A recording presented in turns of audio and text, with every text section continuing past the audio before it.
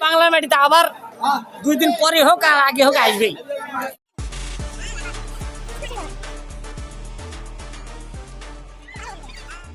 আসসালামু আলাইকুম। ওয়ালাইকুম সালাম। ভাইজান, আপনি অনুমতি দিলে আপনার সঙ্গে একটু কথা বলতাম। হ্যাঁ বলেন। অসংখ্য ধন্যবাদ ভাইজান আপনাকে যে আপনি কথা বলার সুযোগ করে দিলেন। ভাইজান, আপনার নামটা জানতে পারি? আমার নাম হারুন পাগলা।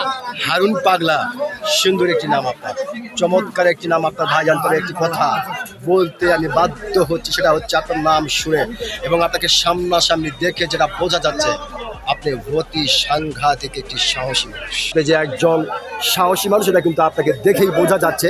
তো ভাইজান, যেহেতু আপনি একজন সচেতন মানুষ এবং একজন সাহসী মানুষ, সেই ক্ষেত্রে এই বিষয়টি আপনার কাছ থেকে জানতে চাচ্ছি যে এখনো একটি বিষয় মাঝে মাঝে উঁকি মারে।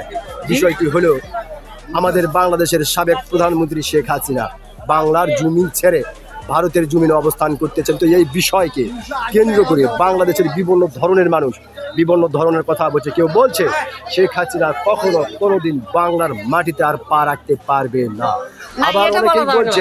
আবার অনেকেই বলছে না, শেখ হাসিনা আসবে অচিরেই বাংলার মাটিতে বীরের বেশে। তো ভাইজান, আপনি একজন সচেতন মানুষ হিসেবে বাংলার মাটিতে জন্ম হচ্ছে তো সব থাকতেই বা বাংলার মাটিতে আবার 2 দিন পরে হোক আর আগে হোক আসবেই।